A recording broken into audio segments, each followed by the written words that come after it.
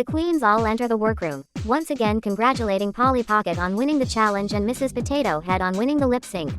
Mrs. Potato Head jokes and says that she found out she had a bruise this morning, and was wearing it with pride in honor of their fallen sister, Alex. All the queens giggle, and give Alex a salute to the camera. It's a new day in the workroom, and I am ready to pour out all my blood, sweat, and tears to bounce back and prove that I'm not floundering when it comes to my comedy. This is what I've been doing for almost 30 years, I can't just call it quits.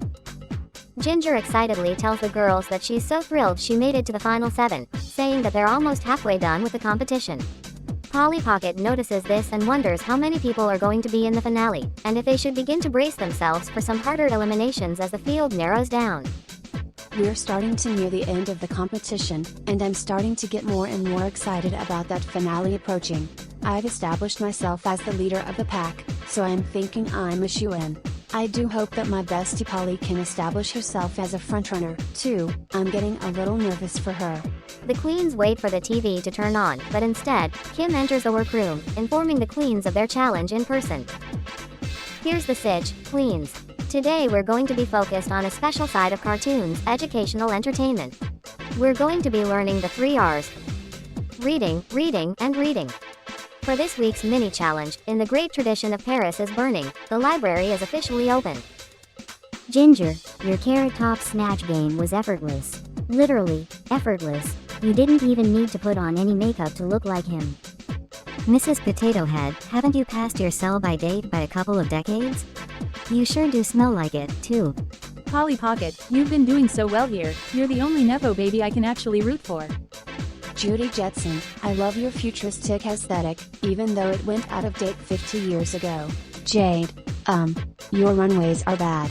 And, yeah. Larantis, your attitude's more fake than Britney's implants. And Mrs. Potato Head, trust that if I looked the way you do, I'd have left you too, just like Mr. Potato Head did. And, that is shade. Daisy, I love how your whole aesthetic is built around flowers. When are you going to make like one in Wilt? The library is officially closed. Those reads were truly a sight to behold, but one of you is reading at a very high grade level. Judy Jetson, you are the winner of this week's mini-challenge. Of course I'd win the reading challenge. You think that I don't look at the cast list leaks and get some dirt on my competition? This is what I came here for, some good, old-fashioned shade. For this week's Maxi Challenge, you'll all be creating commercials about an edutainment product of your choosing. On the runway, category is Lesson of the Day. Good luck, and don't fuck it up. The queens start to work on their products. Some queens go off to work by themselves, like Daisy and Larantis, while others pair up together, like Polly and Jade. When discussing what they plan on doing for their products, Polly talks to Jade about how she's so glad they were able to do this together, and that she was worried that she had quit drag for a while. Jade then opens up that she almost quit drag because of a major lawsuit that almost bankrupted her, and that she had to sell nearly all of her drag supplies in order to pay for her court costs. I had a major lawsuit a few years ago from someone who I really looked up to, and it was extremely harrowing. Legal troubles never crossed my mind when I started drag, and to get embroiled in a lawsuit really set me back. It was hard enough to pay for court costs, but when it started to eat into my savings, I had to resort to desperate measures. When Polly consoles Jade and tells her she never knew it had gotten that bad, Jade begins to talk about how most of her favorite outfits are probably gone forever, and that it stings when she thinks of the memories that she's lost due to her legal troubles. Polly tells Jade that she'll help her recover whatever she can find after the competition, and Jade gives her a big hug, thanking her for her support. Jade has become a really close friend of mine in recent years, and I wish that I had known her when she was going through her court troubles. I would have paid for everything in an instant, and maybe things would have turned out differently for her. Still, I'm glad that we're both in this competition together, and maybe things worked out that way for a reason. Both of us are going to make it all the way, no matter what. Meanwhile, Judy Jetson is talking with Ginger about how she still doesn't trust Larantis, and that she still thinks she's being fake. Ginger seems a bit confused by this, and asks Judy why she thinks that Larantis' friendly attitude is such a bad thing. Judy then begins to talk about how she's known people who only want to be your friend because they want something out of you, and then when they don't need you anymore, they drop you like you're nothing. Ginger seems uncertain that Larantis would ever do such a thing, but Judy tells her it's more likely than she thinks, and that she should make sure to cash in those sewing lessons Larantis promised her soon, or else she may never get to use them. Judy's grudge is starting to cloud her judgment, and I think that she needs to understand that being so jaded this far into the competition isn't going to help her at all, and it's only going to affect what she's presenting to the judges. I've already made my peace with Lorantis. What's her excuse? I've been burned by designers, wig makers, managers, you name it. They'll talk sweet to you and make it seem like everything's so wonderful and perfect, and the minute that you're beneath them, they'll drop you and move on to the next thing. I know that Lorantis is bad news, and I'm not going to get burned again. I can make it to the end and prove to the world that I am not expendable, and that I am truly a superstar, no matter what people think. As the queens prepare to shoot their commercials for their edutainment products, Mrs. Potato Head is talking with Daisy about the reads she got about her ex-husband, Mr. Potato Head. Daisy asks them why they ever separated, and Mrs. Potato Head says that it's complicated, but that she didn't realize that Judy would use something so sensitive in a competition like this, saying that she wants to keep her drag and her personal life completely separate, and she hopes that the other queens will respect that going forward. Daisy understands, and gives Mrs. Potato Head a hug, promising that she'll never get personal with her. It can be really difficult to keep your head in the game when it's this far into the competition, and I think that a lot of us are starting to feel the pressure to do well. We're at the point where one misstep could take you out of the competition, and mind games don't mix too well with that. The reading challenge was a big indicator of that, and I think that Judy's reads were trying to throw Mrs. Potato Head off of her game. I've heard worse jabs from worse people than Judy. I've been in the public eye for much longer than she's done drag, and I know for a fact that people will pry into your personal life no matter what it takes. I've had my ups and downs in my career, but drag is something I always gravitate back to, and nothing and no one is going to ever take that away from me. Lorantis, Polly Pocket, Mrs. Potato Head, Ginger, and Judy Jetson had a great performance. Daisy and Jade had a good performance. All of our commercials were hilarious, and I think the judges are going to have a hard time figuring out the placements based on that. I just hope that I can bring it to the runway and score another win, then Jade and I will have no problem getting to the finale together. Lorantis slayed the runway. Judy Jetson had a great runway. I made this design on my own time before I came to the show, and I think it's absolutely amazing. It's nothing like what I've presented to the judges before, and they were completely mesmerized with it. Maybe this whole be yourself thing is working out for me. Polly Pocket, Jade, and Daisy had a good runway. Mrs. Potato Head and Ginger had a bad runway. That runway presentation wasn't as good as it could have been, but at least my commercial got some applause from the judges. Hopefully, it'll be enough to keep me safe and get me that much closer to the crown. Welcome to the main stage of Drag Race Toontown. Let's meet our judges. First, our resident panelist, my best friend, it's Monique. And our guest judge, educational icon and robotic drag advocate, it's Botley. Now let the judging commence. Ladies, this week you have all performed very well, and all of your adverts were a sight to behold. However, the competition is only getting tougher, and we have to start making some very tough choices. Nevertheless, we've made some decisions. Judy Jetson, your commercial was an academic success. You're safe. Bullshit. Absolutely bullshit. I had one of the best commercials up there and my runway was miles above the other girls, and I was only safe? The judges must be on something tonight if they don't think I was the winner.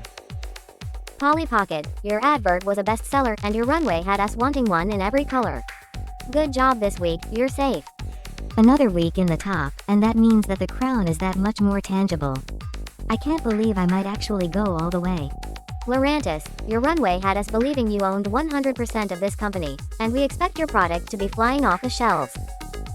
Congratulations, you are the winner of this week's challenge. Oh my goodness, thank you so much, Kim.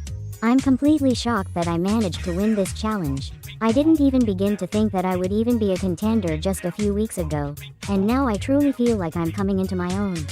This one's for you, Faramosa. Mrs. Potato Head, your commercial was good, and good for us. Keep up the good work, you're safe. I could sit here and whine about how I should have won and all that, but this definitely beats having to lip sync again.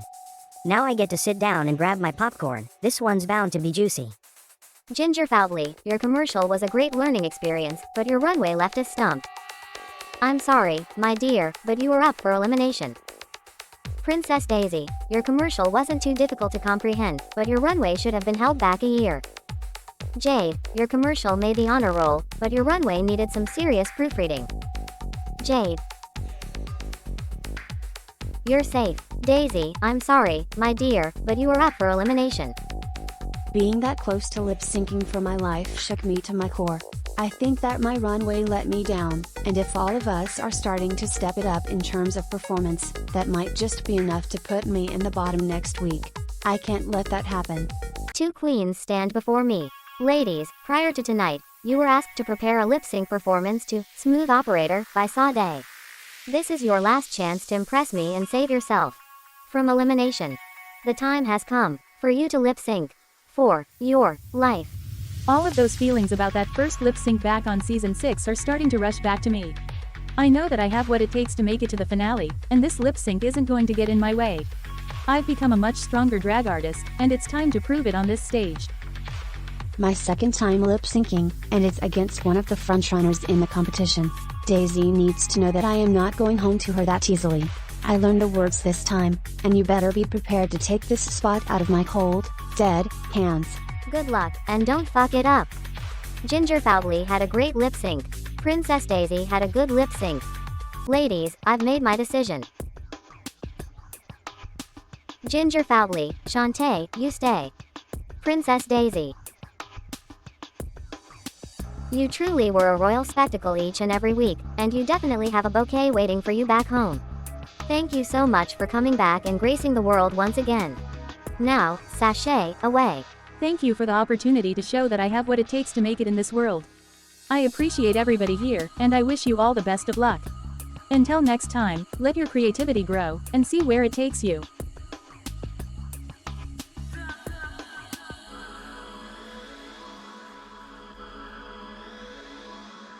This is Untucked. The queens relax backstage and congratulate Lurantis on her win and Ginger for winning the lip sync.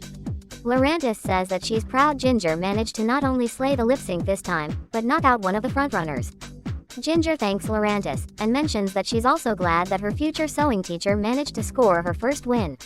The 2 queens bond, but are quickly interrupted by Judy, saying that the 2 are making her sick. Lurantis loses her composure and tells Judy that she's frustrated that she can't give her any space to support her other queens, and that she needs to treat people with a little more respect. Judy screams at Lurantis, yelling that she doesn't have any right to talk about people showing respect, and that she's one of the fakest bitches she's ever met. Ginger defends Lurantis, saying that she's only trying to be supportive, and that she doesn't even care if she doesn't give her those sewing lessons at this rate. Lurantis tells Judy that just because they have their own disagreements with each other, does not mean that she should try to sabotage her other relationships. Judy throws her drink at Lurantis, which causes Polly and Jade to restrain Judy and separate her from the other girls. Mrs. Potato Head and Ginger help Lurantis to clean up her outfit. Hey, squirrel friend. When one video ends, just open up another one. It's called binge viewing. Go ahead. I support you.